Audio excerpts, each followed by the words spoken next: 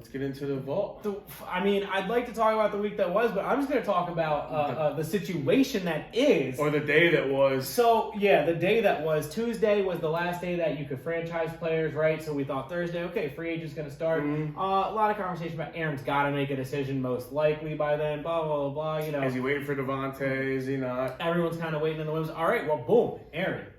I mean, listen, reported 4 years, $200 million. He might be refuting that. I don't know if he's refuting that. I think he's just kind of like...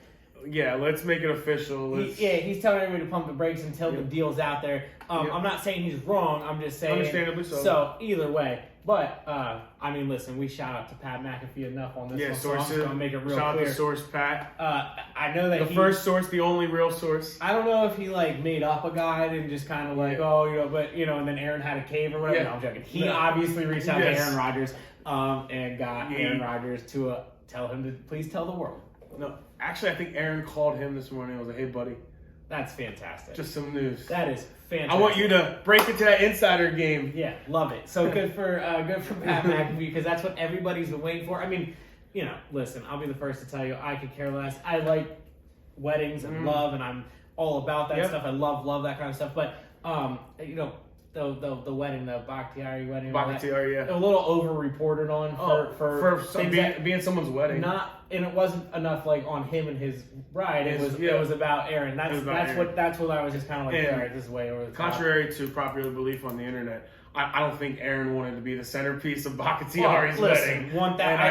I'll be the first to tell you. I think all you fools need to just chill the fuck out. Aaron puts himself in position to be the centerpiece of a lot of things, and I do think he enjoys that stuff. I do believe that he's not the kind of guy that would make their wedding day about him. Like I said, I do believe there's things that he does that he's like, hey, everyone, gather around and listen to what I'm going to say, and then he's like, fooled you, but this is not a situation I think he was trying to troll or get attention on him about. It's a big decision. They asked him to officiate their wedding. So that's a true pretty honor. big honor. So again, not making it about himself, they asked him to do it. So anyways, moving on. Patrick Mahomes deal.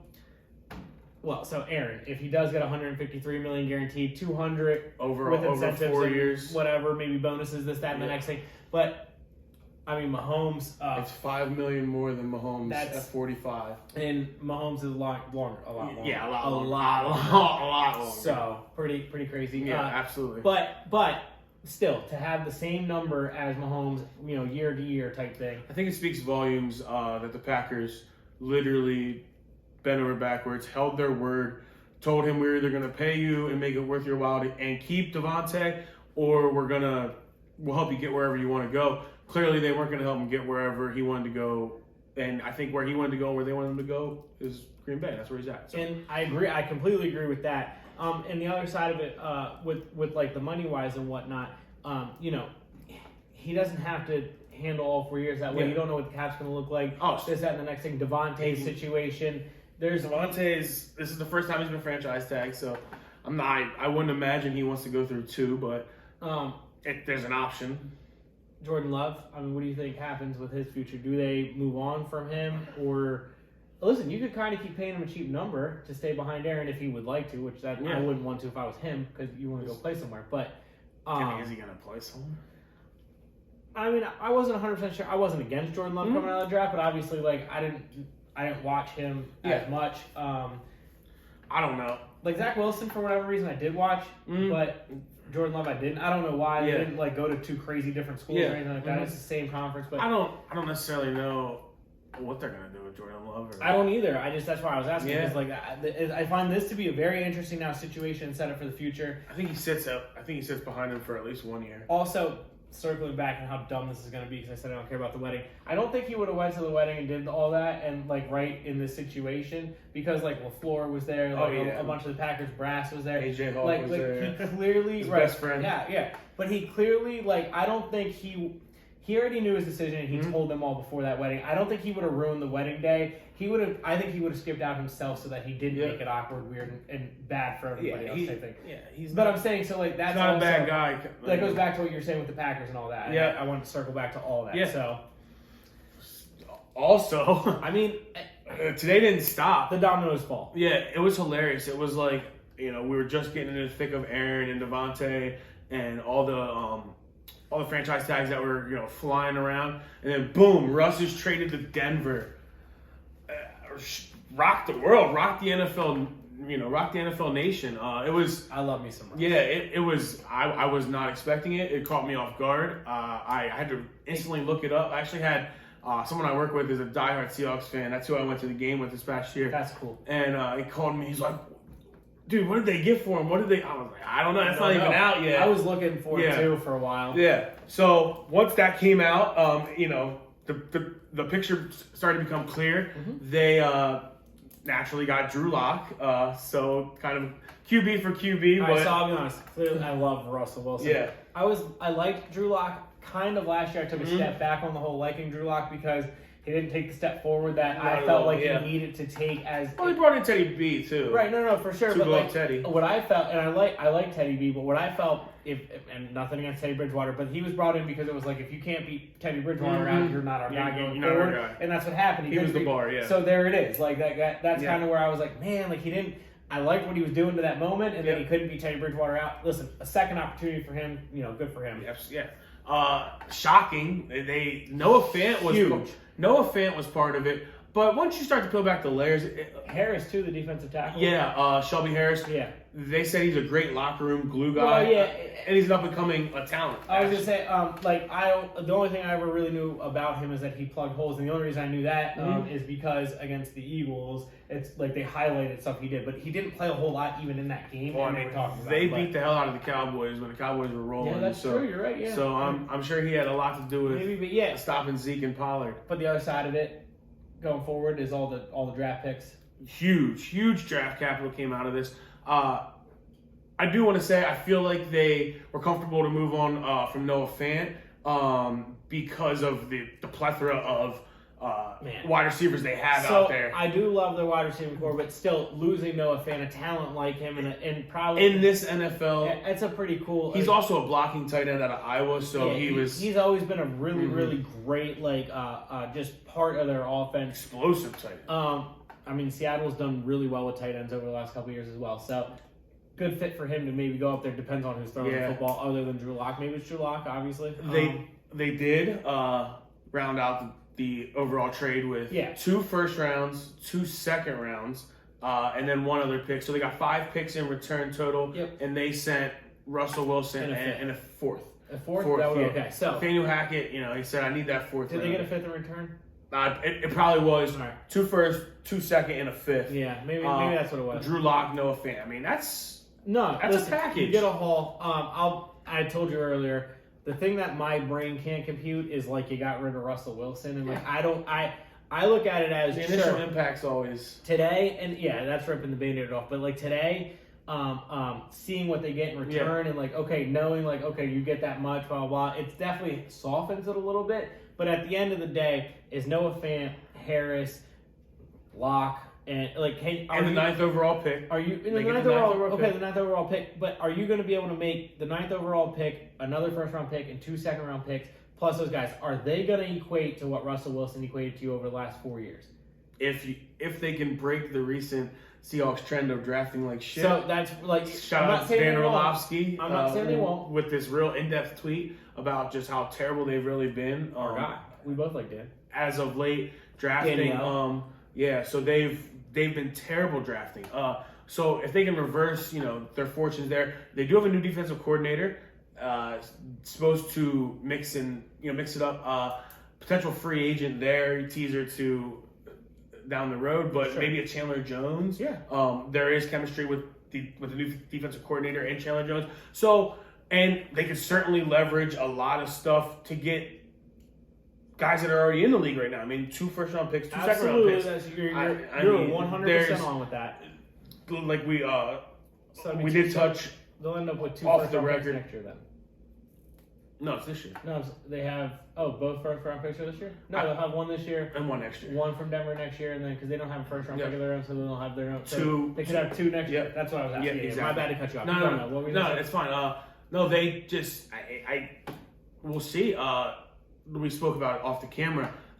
Malik Willis, he's a guy who, he's gonna have to come in, learn a playbook, and be able to pass the ball. But he he gives you that element to be able to run the ball right now. And Rashad Penny had a great second half of the season last year. That's true. So they still have Chris Carson. Yes. So I agree with that. I think if they might get back to the basics, build the defense, run the rock. So I was going to say is the way I compute things here is like, man, they 15, 16 months ago knew that he was unhappy, and they still didn't do everything they could, and now they're just going to go back to the old Pete Carroll way to before him. And I'm not saying that it wasn't going well, but until Russell Wilson got there, Pete Carroll never had success in the NFL. Great college coach. I hate to say that, but it is what it is. But so to me, I was just like, man, you pick, one or the other. I guess that's why I was always at with all that. But you're not wrong. If they do the right things with it, I think they already have a solid run game. Their offensive line was built for stuff like that. Locke can move a little bit. Yeah. So if he is their quarterback, him and Fan have chemistry, whatever, blah, blah, blah. The pieces are there. Tough division, though. Yeah, very tough division. Circling back around, they don't have 2 picks this year. No, that's what I meant next year. Yeah, next year. This year it'll be 1. Yep. So 3 first-round picks in 2 years. So that's I never got to finish that statement. I'm glad you brought that back. I was thinking 3 first-round picks in 2 years. It should be what?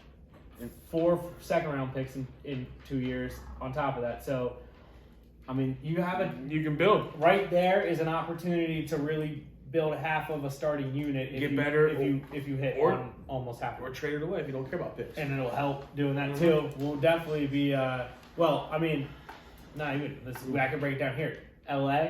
I said after the Super Bowl, the first thing I said, and you're going to have to humble me when I'm wrong because I have a million wrong picks. I like Johnny Manziel. I thought he was going to be a good quarterback. I'll be the first to tell you. So did Jerry. All right, so yeah, right. About the only thing you guys ever. Compare me to Jerry. It's about the only thing you guys ever agreed on.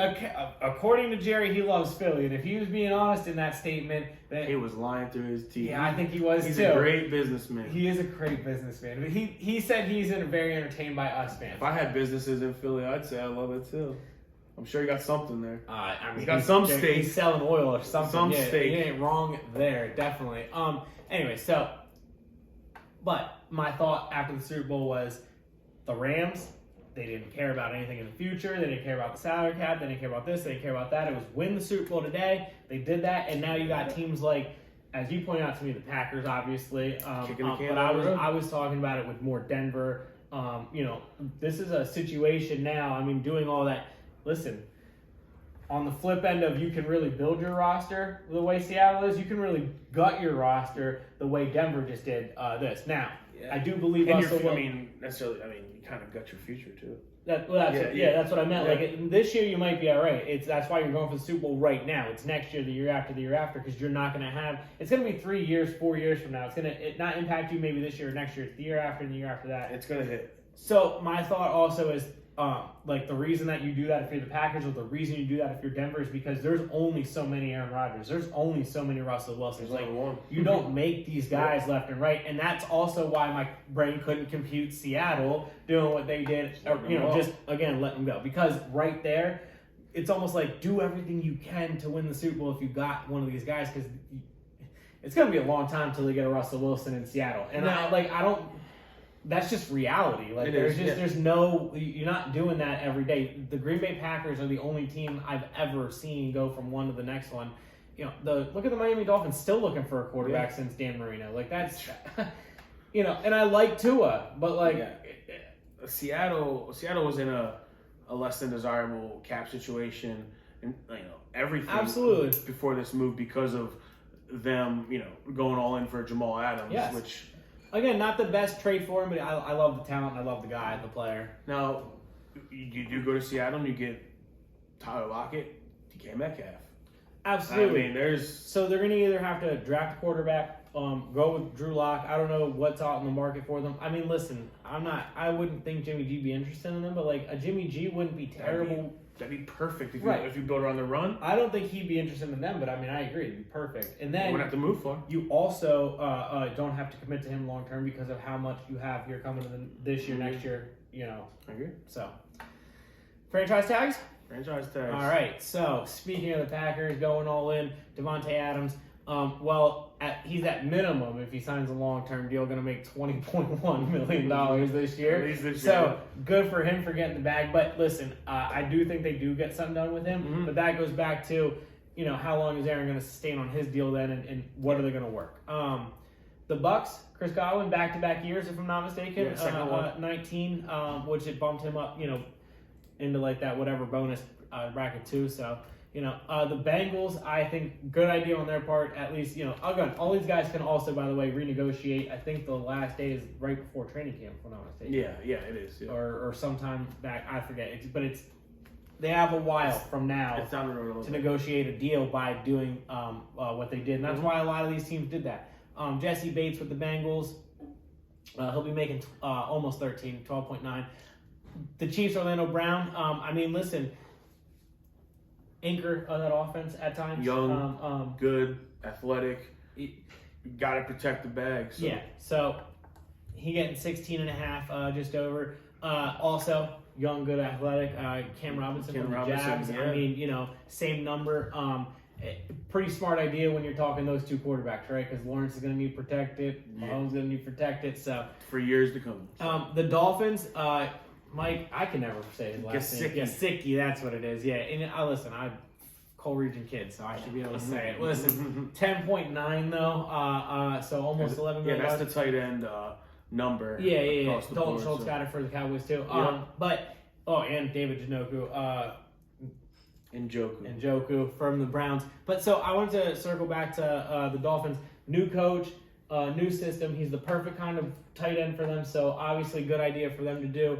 And everybody, all these guys that we named, it does. If the teams don't get a deal done with them, it kind of gives them that advantage that they have them for the next year. That's the whole reason that this was. They have them for a year, and they're getting paid like good market value. And usually every year I have like a gripe with some team doing it to one player that I'm just like, man, you shouldn't. I think I would have did it to all these players if I was like. I think every team made the right decision this year, and I usually don't feel that way. I genuinely don't, but I would have done that if I was. I think it's big for the Cowboys to bring back Dalton Schultz. That's Dak's security blanket. Yeah, absolutely. He's a yard getter. Yeah. He's a touchdown scorer. He was a second or third round pick out of Stanford, and he always sat behind Blake Jarwin. Blake Jarwin got hurt back-to-back seasons. That's true. And then Dalton Schultz emerged. Blake Jarwin he was diagnosed last week with I don't think he was diagnosed last week, but it came out last week that he has a very abnormal injury for any athlete in his hip. That sucks. So they don't necessarily know what the future holds. Yeah, what the future holds. So, and which is a little bit interesting, but, being a fan, I understand it. They didn't franchise tag Randy Gregory. So Randy Gregory, they're either going to extend him and there's no guarantee DeMarcus Lawrence comes back. Who would you pick? Who would I have picked? Yeah. Dalton Schultz. Yeah, okay. Yeah. I would have picked him too. Yeah. I'll be honest with you. Because sure you want to get Randy Gregory back, but if it is what it is, you can't re-sign him. I think Randy and the organization can certainly come to a long-term deal.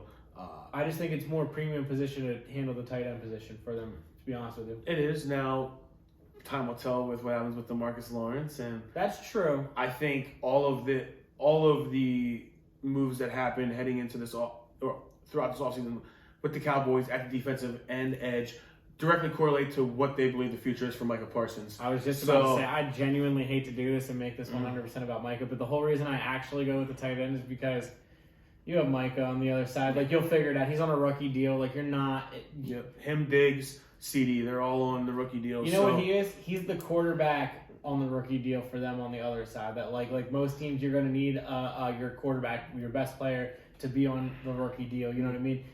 It's the exact opposite. They got lucky that one of the guys who can make the same kind of impact almost is on a rookie deal, and that's basically where they're going to be able to make their strike. I mean, he obviously doesn't touch the ball every time, but he maximum effort and maximum results. So. Well, just the impact of the game. I mean, there's no question to me that again, it's impossible to impact the game as much as a quarterback does unless you're a quarterback. But he's a game record. He's done it more than anybody else other than the quarterback. I guess the way I look at it. So, and that's just 1 year in the league. I hate that, but. All three of those tight ends that we were talking about, all special tight ends in my mind, and make different impacts for different reasons, but all really talented and the future of that position. Absolutely, I think is all three the way they play, you're not wrong at all. And they've all made a name for themselves in their own way. They do different things, but like you said, they're